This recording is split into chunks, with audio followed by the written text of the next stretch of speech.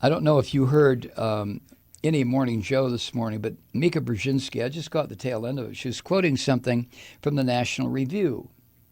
The National Review is the Bible for the right-wing nutfucks in this country, not the slobbering idiots who attend these rallies, but for the hardcore conservatives, the ones who believe, well, if you can't make a living, let's go starve. We don't want food stamps. We don't want an employment comp. We don't want this. We don't want that. That National Review. Kevin Williamson wrote this. Uncertainty is expensive. The big uncertainty news on Wall Street is that stocks have hemorrhaged as of the closing bell Monday, and this is Wednesday, almost 20% of their value since February. The problem is the coronavirus. When Shanghai gets a cold, Wall Street sneezes. And when Wall Street sneezes, Washington gets nervous.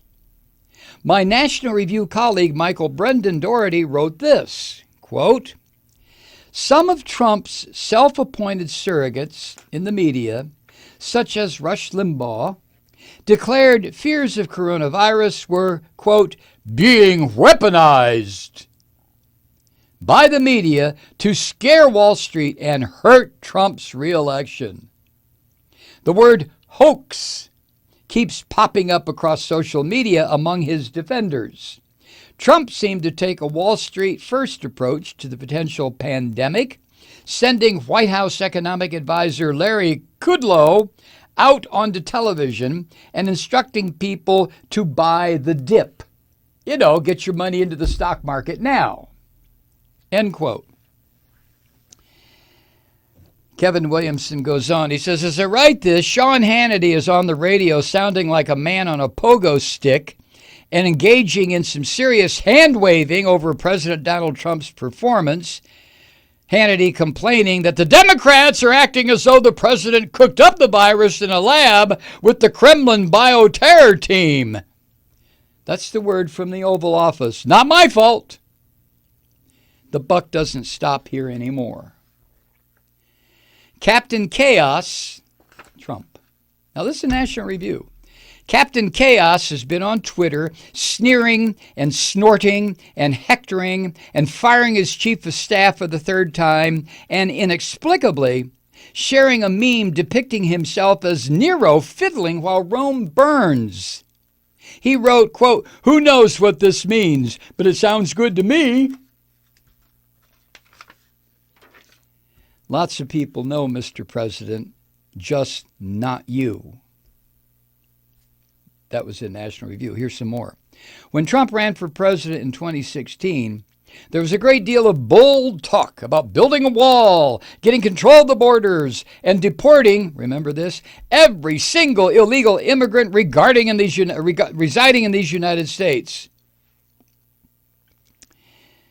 But we would, candidate Trump said, re-import the terrific ones. None of that happened, of course, and the president did not even bother to organize the introduction of a bill or even to suggest the rough outline of one, implementing his immigration priorities during the time when his party controlled both houses of Congress and might have enacted practically anything it wanted to.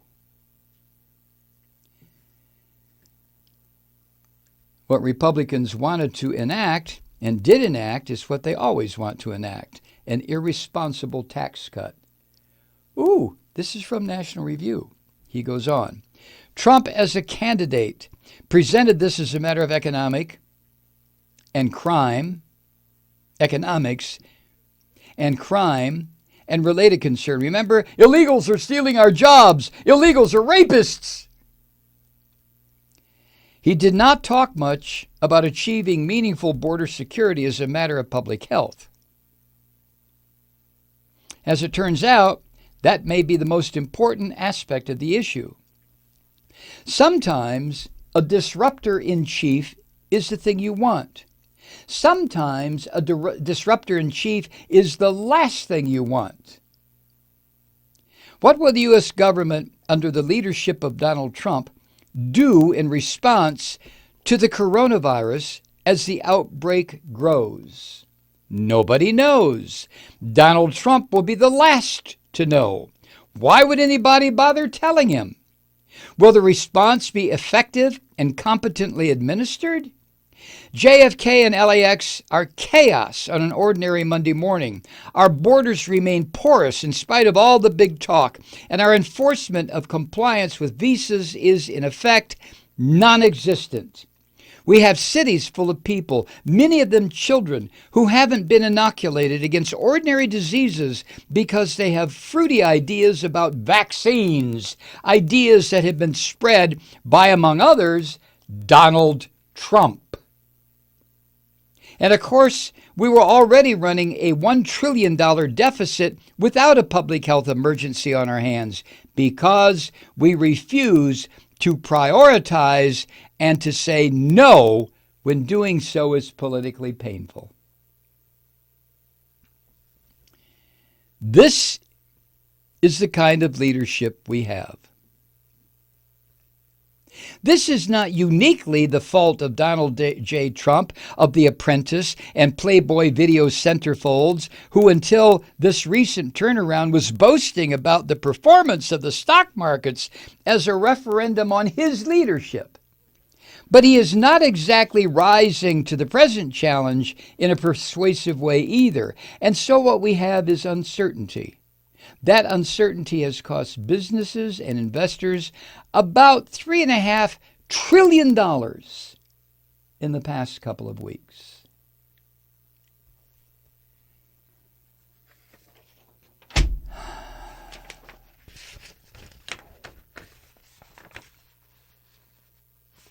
Well,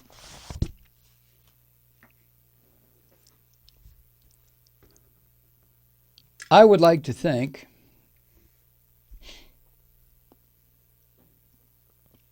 that Trump has lost the conservative power brokers in this country. I'm not talking about the little shits that float around in the toilet bowl at Fox, like Sean Hannity and the rest of those fuckers. They have great influence over their brain dead followers and listeners and viewers. I'm not talking about Hannity and that and Limbaugh and that crew of liars and fifth columnists and traitors to the United States. No, I'm talking about the real Republican right-wing power brokers who, whether we like it or not, are really the ones that are in control of this nation's economy. Those are right-wingers.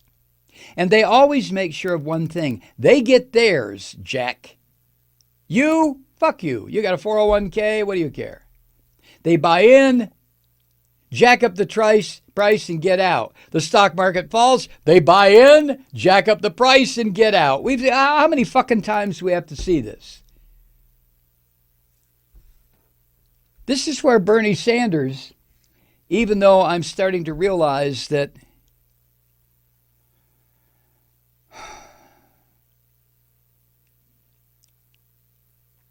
he might be a little bit like Don Quixote. But this is where Bernie Sanders has been telling the truth, nothing but the truth, the whole truth, the honest to fucking God truth about the destructive forces of capitalism in this country, globally, really, but in this country.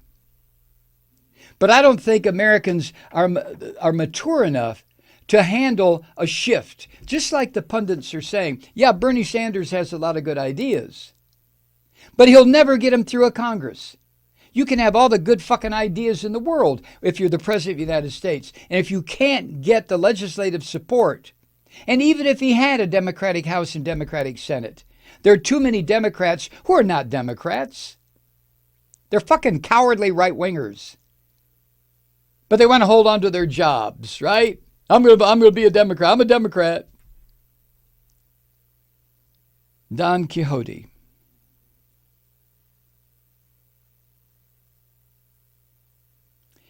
And all these ideas, these radical, and they are radical, they're very radical ideas.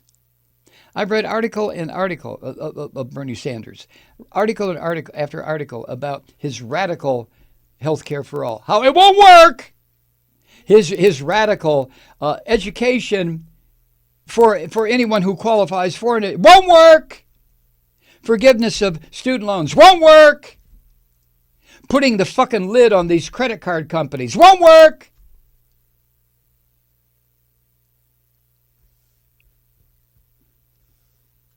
And the people who are saying won't work are the heaviest contributors to this fucking animal in the White House.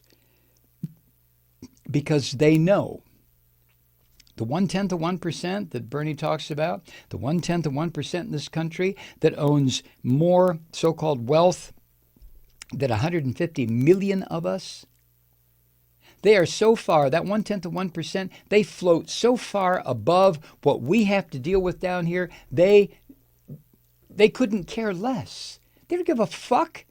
You little people down in the shit, well, you're down in the shit because you're not as slick as I am. You don't know how to use debt, massive debt. You don't know how to do this. You don't know how to do that. Fuck you. Why should we take our billions and build new plants or come up with an infrastructure idea that would put millions of people to work? Fuck you. We're okay. We don't care about you. You ever hear Joe Biden talk about that? Fuck no, you don't, because he's part of it. But you know what's going to happen in November when Biden has the nomination?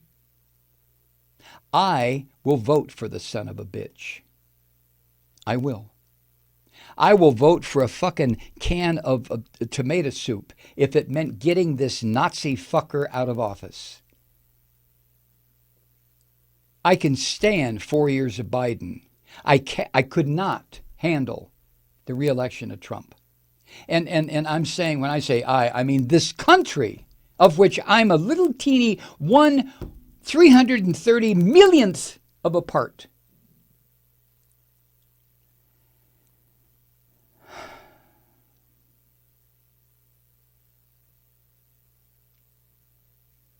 Hi, Truth Seekers. Mike Malloy here. As you know, we've switched formats and are now broadcast exclusively on the Progressive Voices Network.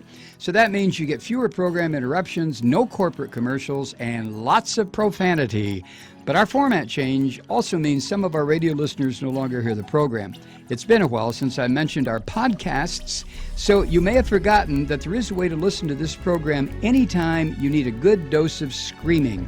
Visit MikeMalloy.com and subscribe to our podcast. You have your choice. You can listen to the ranting with the audio podcast or listen and watch me lose control with a video podcast subscription. As a podcast subscriber, you can download the program to your mobile device and take me with you wherever you go. And if you have a friend who needs a dose of truth-seeking, you can give a gift subscription as well. That's MikeMalloy.com. And never miss a minute of the uncensored fun and frivolity.